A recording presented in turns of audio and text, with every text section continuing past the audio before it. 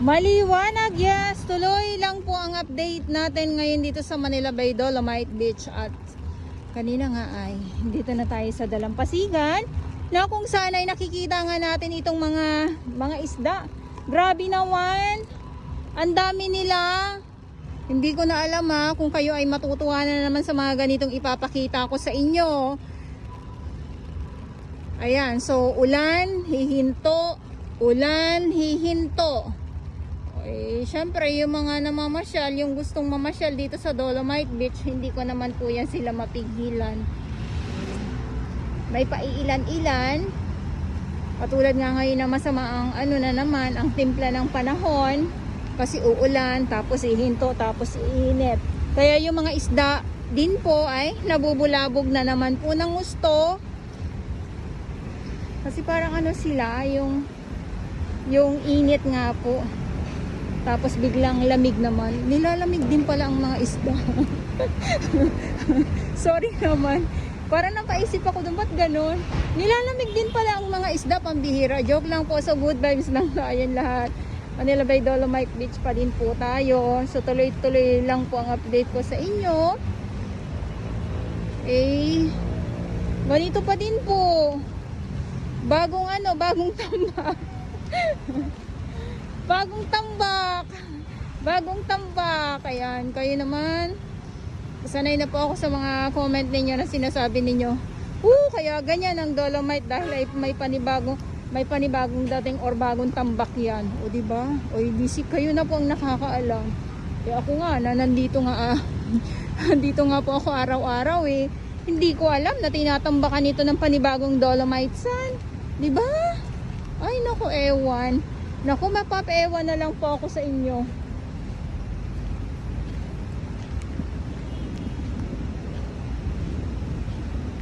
Basta ang alam ko po ay nandito pa din ako sa Dolomite Sand. Kaya itawa na lang natin, okay? Itawa na lang natin yung mga ganitong mga panahon na uulan, iinit, hihinto, kukulimlim, didilim, tapos may bagyo, tapos may habagat. Yung ating mga namamasyal, andyan nakasilong sila. Lalo na syempre, kailangan mo sumilong kung wala kang dalang payong. Mahirap.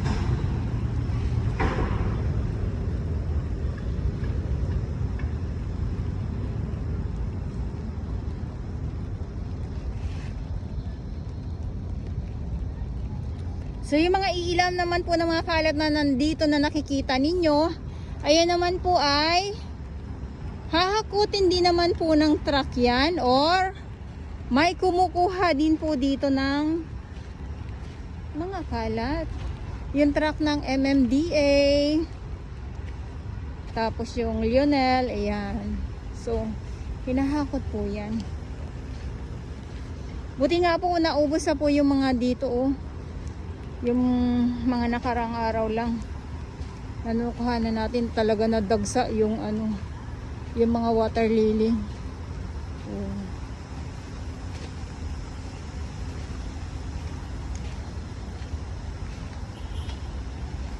Parang sarap lang umupo pag ganito, yung makikinig ka lang ng hampas ng alon, yung ganyan ba. Tapos kung uulan man, nandito ka lang po sa dagat. Ayan o.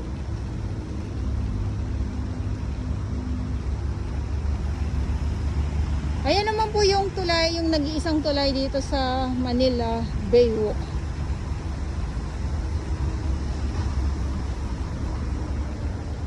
Siyempre, maulan na. Siyempre, umuulan na po. Kaya, Dolomite pa din po tayo. Pero sana yung ganito na umuulan. Iba yung panahon, no? Umulan na tapos walang hangin. Iba po. Sobrang sobrang alinsangan. Napaka-alinsangan sa totoo lang. Hindi siya maganda. Hindi siya maganda ka-banding. Hindi siya maganda ka-banding.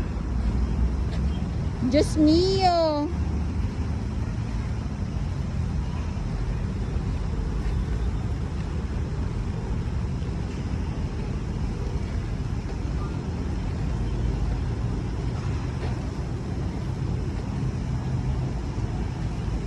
Okay, so Dolomite pa din po. Andito pa din po ang Dolomite Beach at wala pa rin pong nagbago. Dolomite pa din po. Ayan pa din po. Ito yung labasan. At doon sa kabila yung entrance naman. At sa mga nagtatanong pala, lalong-lalo na sa mga baguhan kung may bayad ba. Wala pong bayad. So bukas po ito. Alas 6 ng umaga hanggang alas 6:30 po ng gabi. At pag Thursday, sarado po ang Dolomite para naman po sa maintenance day. Pag Thursday lang po sarado ha. Baka may sabihin niya na naman araw-araw sarado. Hindi po. Pag Thursday lang po siya sarado sa publiko. Ayan, so hindi ko lang alam mamaya kung may sunset. Kasi ang panahon ngayon ay pahinto-hinto yung ulan.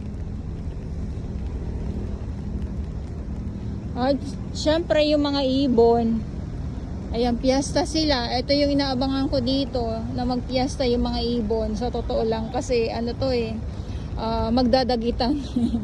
Magdadagitan sila dito ng mga ng mga isda. Dahil nga yung mga isda ay nasa tabi na mismo ng dalampasigan ng Dolomite Beach po. Pambihira ito na mangyari dito sa sa Manila Bay. Ngayon taon lang nangyayari yan pag ganito talaga na uulan tapos iinit. Kumbaga season nila ngayon na magdagitan ngayon dito sa sa Manila Bay po.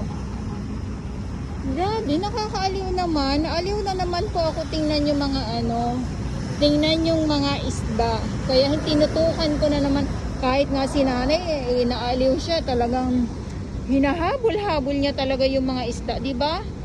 Kaya ako nga, kulang na lang talaga na anuhin ko sila, dakmain ko, kaya lang hindi pwede.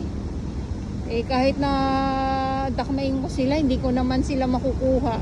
Dahil ay mailap yan masyado. Tapos biruin nyo, ang isda nagkaroon na ng pakpak. Nagkaroon na ng pakpak, pambihira na yan. Nagkaroon na ng pakpak ang mga isda. Ayan, so ito yung update natin. Maraming salamat po sa inyong lahat. Lalong-lalo na sa mga viewers ko, sa mga nagmamahal talaga ng Manila Bay. Maraming salamat at ingat po tayong lahat. Lalong-lalo na sa mga kababayan natin dito sa Pilipinas dahil hindi po nawawala ang bagyo. O kung hindi naman ay habagat naman po.